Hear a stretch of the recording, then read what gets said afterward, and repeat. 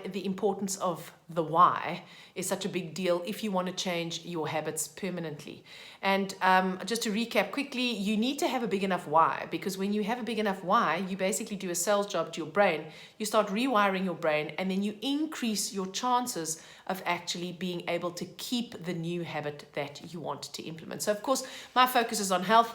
And so I'm trying to encourage you guys to implement new health habits that you don't necessarily have already, so that you can have higher vitality and better health. Okay, so today I want to talk about what happens if you don't change. So there is all the consequences, because they're consequences, right? So they're going to be consequences of implementing the habit, and they're going to be consequences of not implementing the habit. There's a famous quote, I don't know who it's by originally, that says that you don't change by chance, you change by choice. So you have to make a choice.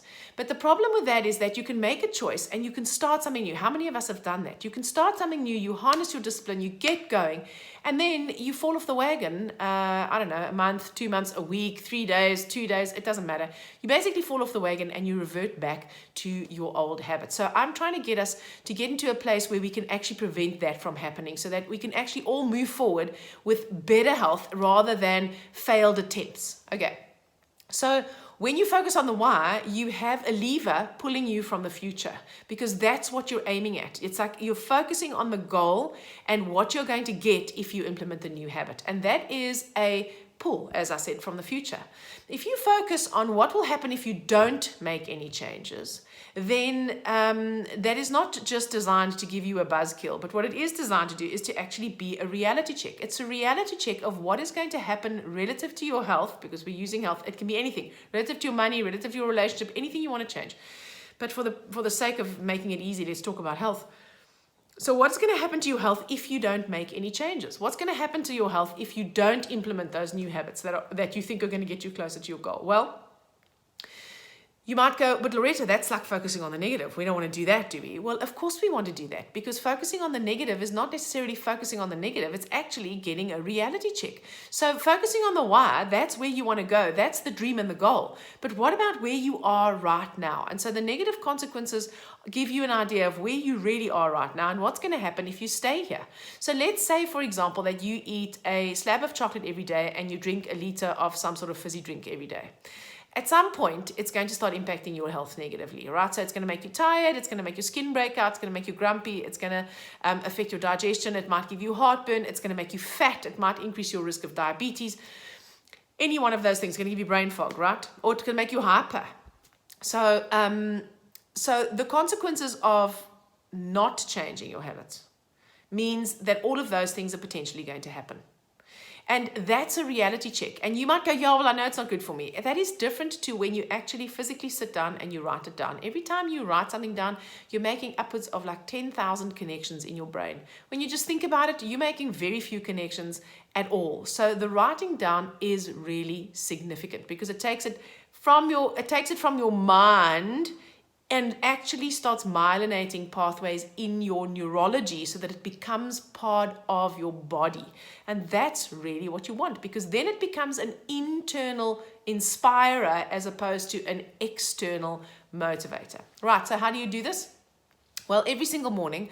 Okay, so those of you who know, I have this program called Ditch Diets for Good, which is a workshop that I teach, and I've designed it not just for people to lose weight.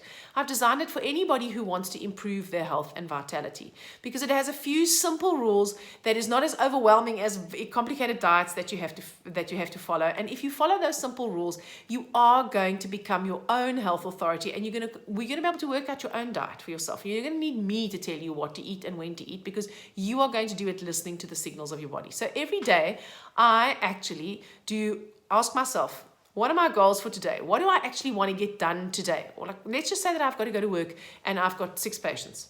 So today I want to be focused. I want to be present with them. I don't want to be distracted. I want to feel good. I want to feel sort of light in my physical body. I want to be comfortable in my body so that I can actually give my patients the full attention that I want to give them, and that I can give them the best advice and the best service that I can. Because I know that if I do that, they'll tell other people to come and see me, and then my practice will grow, right? And after all, it's my business. Okay, so what I do is I ask myself, if I implement what I call the 5 magic moves today, I'll start with, what if I don't implement them?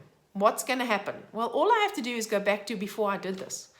And I'll go, okay, well, I'll eat randomly. I'll eat whenever it is that I think I should be eating. I'll probably end up eating stuff I shouldn't be eating. So I might be very good. I might be drinking green juice and half a smoothie and I don't know, nothing else. In which case I'm going to be hungry. I'm going to be focused on my digestion. I'm going to be concerned about how hungry I feel. I'm not going to be as focused with the patient. I'm probably not going to be as present. So I might not give such great advice. And actually I'm going to be doing them a disservice. And at the end of the day, I'm actually compromising my business. So that's what's going to happen if I don't implement these moves. What else is going to happen? Well, since I've been implementing these moves, I actually have had much more energy and I've started losing weight. And that makes me very excited because I've had a weight issue my whole life. So if I don't implement the moves, the chances of me actually eating crap increased, or eating too much, even if I eat healthy food, of eating too much, of consuming too many calories, it increases. And if that happens, then I am not going to lose any more weight, and I would like to do that. So that's just an example, a small example of how focusing on the negative consequences gives you a reality check. If I don't actually do these things, this is what's going to happen. Then I ask myself, if I do them, what's going to happen? Now, let's just say I did them yesterday. So how did I feel yesterday? I felt light. I felt confident. I felt like I was walking my talk.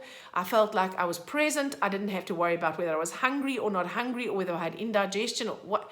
I was focused. I was present. I was with the patients. I did the job that I wanted to do. And I think I gave them a good service. Now, they might disagree, but this is not about them. This is about me, right? So when I focus on the positive consequences, I go, okay, I can totally see how this worked for me. I can see that it worked for me. So the first part of the exercise, I can see what happens if I don't do it. It actually doesn't work for me. It doesn't suit me. And on the second one, I go, oh my God, it absolutely does suit me. So what happens then is when you focus on the negative consequences, you actually provide an internal motivator from the present to push you forward. And when you focus on the positive consequences, you reinforce your why. So you increase the strength of that pull into the future, and you increase the risk, probably, I'm making this up, but 100-fold of actually sticking to the strategy that you formulated to get you to your goals. I hope that you have found this useful. I'd love some feedback from you, so you can send me a mail. If you are not already connected to me on social media, you can friend me on my personal page. You can just send me an invitation, or you can like my Your Ideal Body personal development programs, which is where I post most of the health kind of stuff, or you can like my life mapping page, where I post my daily clips on how you can navigate your way through your day more smoothly. Social media is a really good way for us to connect. I know that probably only 25% of people open their emails. I'm sending the emails anyway. For those of you who are not on social media, for those of you who are on social media, you might not really want to be connected to me. I get that. That's your choice.